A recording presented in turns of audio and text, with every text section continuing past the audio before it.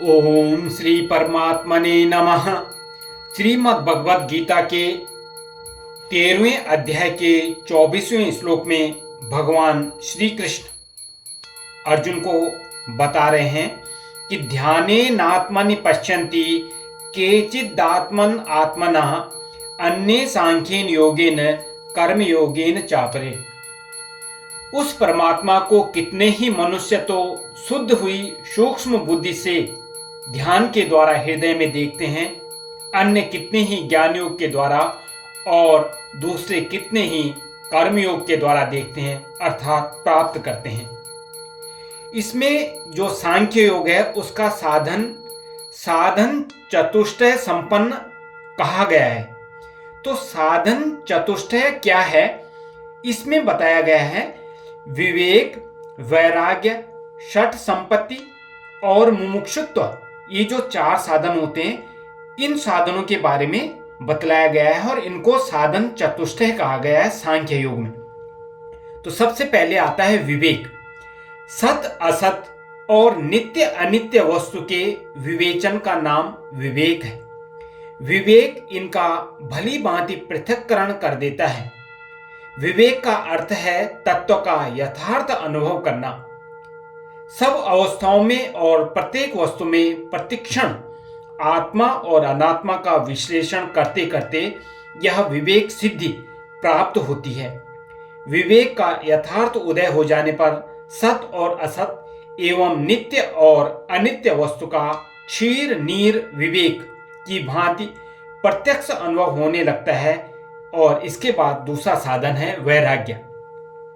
विवेक के द्वारा सत असत और नित्य अनित्य का पृथक्करण हो जाने पर असत और अनित्य से सहज ही राग हट जाता है। इसी का नाम वैराग्य है। मन में भोगों की अभिलाषाएं बनी हुई हैं और ऊपर से संसार से द्वेष और घृणा कर रहे हैं, इसका नाम वैराग्य नहीं है। वैराग्य में राग का सर्वथा अभाव है। वैराग्य यथार्थ में आभ्यंतरिक अनासक्ति का नाम है। जिनको सच्चा वैराग्य प्राप्त होता है उन पुरुषों के चित्त में ब्रह्मलोक तक के समस्त भोगों में तृष्णा और आसक्ति का अत्यंत अभाव हो जाता है। तीसरा है षट संपत्ति।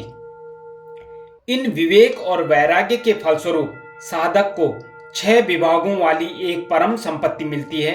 यह पूरी न मिले तब तक यह समझना चाहिए कि विवेक और वैराग्य में कसर ही है, क्योंकि विवेक और वैराग्य से भली भांति संपन्न हो जाने पर साधक को इस संपत्ति का प्राप्त होना सहज है।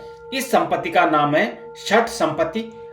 असल में इसके 6 विभाग है। कौन कौन से? शम, दम, उपरति, तितिक्षा, श्रद्धा और समाधान। तो पढ़ते इनके बारे में। सम क्या है? मन का पूर्ण रूप से निग्रहित, निश्चल और शांत हो जाना ही शम है। विवेक और वैराग्य की प्राप्ति होने पर मन स्वाभाविक ही निश्चल और शांत हो जाता है। इसका दूसरा भाग दम। इंद्रियों का पूर्ण रूप से निग्रहित और विषयों के रसास्वादन से रहित हो जाना दम है। उपरति, विषयों से चित्त का उपरत हो जाना ही उपरति है। तितिक्षा, द्वंद्वों को सहन करने का नाम तितिक्षा है। यद्यपि सर्दी गर्मी सुख दुख मान अपमान आदि का सहन करना भी तितिक्षा है, परंतु विवेक वैराग्य और शम दम उपरति के अनंतर प्राप्त होने वाली तितिक्षा तो इससे कुछ विलक्षण ही होनी चाहिए।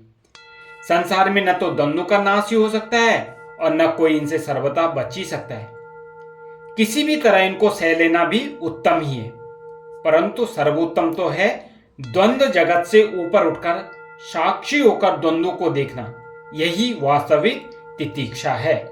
श्रद्धा, आत्मसत्ता में प्रत्यक्ष की भांति अखंड विश्वास का नाम ही श्रद्धा है। पहले शास्त्र, गुरु और साधन आदि में श्रद्धा होती है, उससे आत्मश्रद्धा बढ़ती है, परंतु जब तक आत्म स्वरूप में पूर्ण श्रद्धा नहीं होती तब तक एकमात्र निष्कल, निरंजन, निराकार, निर्गुण ब्रह्म को लक्ष्य बनाकर उसमें बुद्धि की स्थिति नहीं हो सकती। और अगला है समाधान। मन और बुद्धि का परमात्मा में पूर्ण तरह समाहित हो जाना, जैसे अर्जुन को गुरु द्रोण के सामने परीक्षा देते समय वृक्ष पर रखे हुए नकली पक्षी की केवल आंख दिखाई पड़ती है, वैसी मन और बुद्धि को निरंतर एकमात्र लक्ष्य वस्तु ब्रह्म के ही दर्शन होते रहना, यही समाधान है।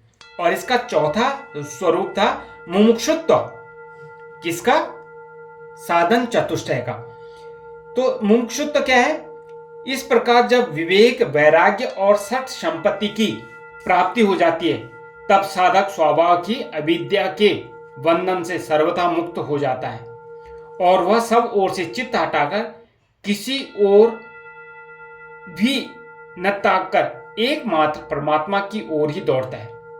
उसका यह अत्यंत वेग से दौड़ना अर्थात तीव्र साधना ही उसकी परमात्मा को पाने की तीव्रतम लालसा का परिचय देता है। यही मुमुक्षुत्व है। तो ये थे सांख्य योग के साधन चतुष्टय। इसी के साथ में श्री कृष्ण गोविंद हरे मुरारे, हे नाथ नारायण वासुदेवा, हे नाथ नारायण वासुदेवा।